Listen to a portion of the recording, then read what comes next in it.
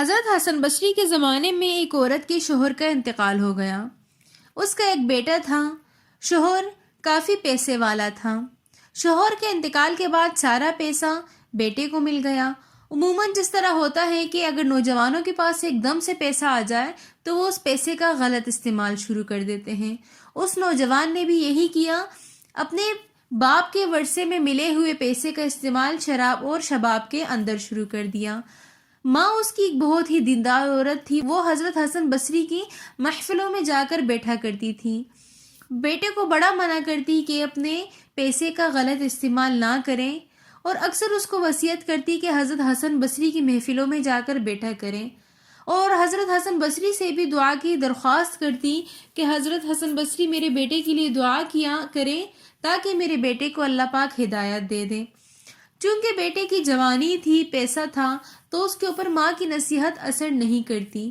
وہ ایک کان سے سنتا اور دوسرے کان سے نکال دیتا۔ اسی طرح کافی عرصہ گزر گیا اور پیسہ اڑاتا رہا بیٹا۔ پھر ایک وقت ایسا آیا کہ جب انسان ایسے گناہ کے اندر مبتلا ہو جاتا ہے جو کہ اللہ نے حرام قرار دیے ہیں، تو پھر وہ کسی موذی بیماری کے اندر مبتلا ہو جاتا ہے۔ اللہ نے اس کو بھی اسی آزمائش میں ڈال دیا۔ وہ کسی موذی بیماری کے اندر مبتلا ہو گیا، اور یہاں تک کہ اس کی بیماری اس حد تک بڑھ گئی کہ طبیبوں نے بھی انکار کر دیا کہ اب یہ مرض الوفات میں ہے۔ جب بیٹے کو بھی اس بات کا یقین آ گیا کہ اب تو میں مرنے والا ہوں، تو اس نے اپنی ماں سے کہا کہ ماں، اب مجھے ساری زندگی نصیحت کرتی رہی کہ خدا کے لیے اللہ سے ڈرو اور اللہ کو راضی کرنے کے اسباب اختیار کرو، لیکن میں نے کبھی آپ کی بات نہیں مانی۔ اب میں توبہ کرنا چاہتا ہوں، آپ جائیں اور حضرت حسن بصری سے کہیں کہ مجھے توبہ کروائے، کیونکہ مجھے توبہ کرنی نہیں آتی۔ میں نے تو اپنی پوری زندگی اللہ کی نافرمانی میں بسر کی ہے۔ ماں بڑی خوش ہوئی کیونکہ اس کی تو دل کی مراد پوری ہو گئی، وہ تو یہی چاہتی تھی۔ ماں بھاگی بھاگی حضرت حسن بصری کے پاس گئی اور ان سے کہا کہ میں وہی عورت ہوں جو ہمیشہ آپ کی مجلس میں آ کر آپ سے اپنے بیٹے کے لیے دعا کی درخواست کرتی۔ آج میرا بیٹا مرض الوفات میں ہے، میں چاہتی ہوں کہ آپ آ کر اسے توبہ کروائیں۔ وہ توبہ کرنا چاہتا ہے اور اس نے مجھے آپ کے پاس بھجوایا ہے۔ اس وقت حسن بصری نے کہا کہ میرے پاس بہت زیادہ لوگ جمع ہیں اور اس وقت یہ والا وقت جو ہے میرا تدریس کا ہے، تو لہٰذا میں آپ کے پاس نہیں آ سکتا۔ ماں بڑی نا امید ہو کر واپس گئی۔ بیٹا بھی حضرت حسن بصری کا انتظار کر رہا تھا۔ جب اس نے ماں کو اکیلے آتے ہوئے دیکھا تو اس نے پوچھا کہ حسن بصری نہیں آیا؟ ماں نے کہا نہیں، وہ نہیں آیا۔ ساری زندگی جب میں تجھے اس کے پاس لے جانے کا کہتی رہی تو تم نہیں گئے، اب جب تم نے بلایا تو وہ نہیں آیا۔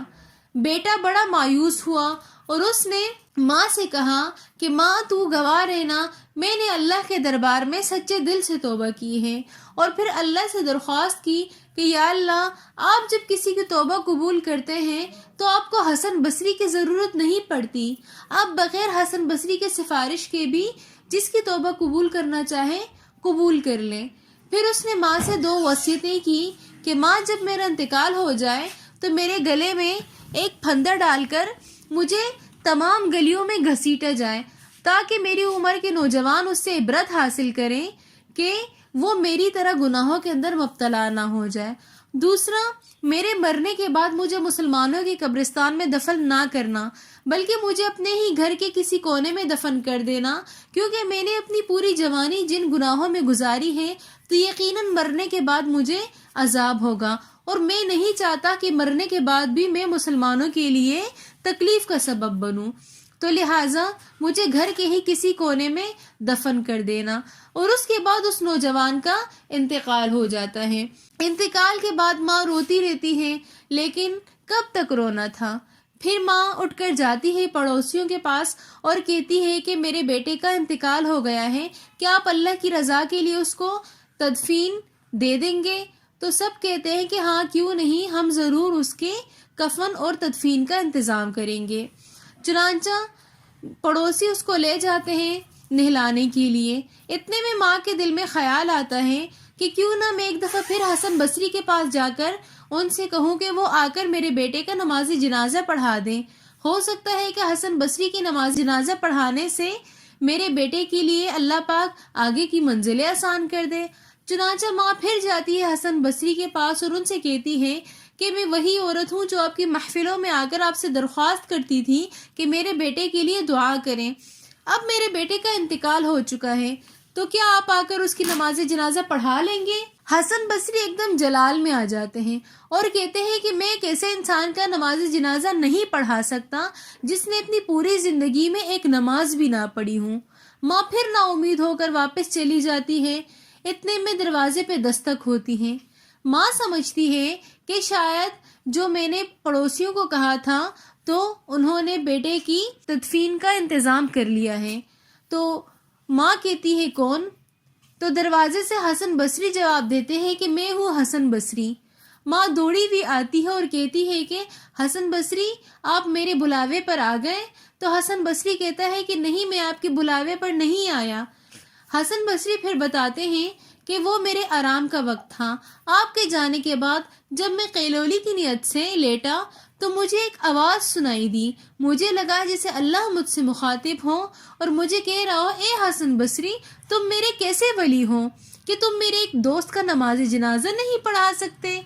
تو مجھے ایسے لگا جیسے اللہ مجھے ڈانٹ رہا ہو اور میں بھاگتے ہوئے آپ کے پاس آیا ہوں کہ پلیز اگر میری وجہ سے آپ کی کوئی دل آزاری ہوئی ہو تو مجھے معاف کر لیں۔ اور پھر حسن بصری ان کی نماز جنازہ پڑھا کر خود اپنے ہاتھوں سے اس نوجوان کی تدفین کر دیتے ہیں۔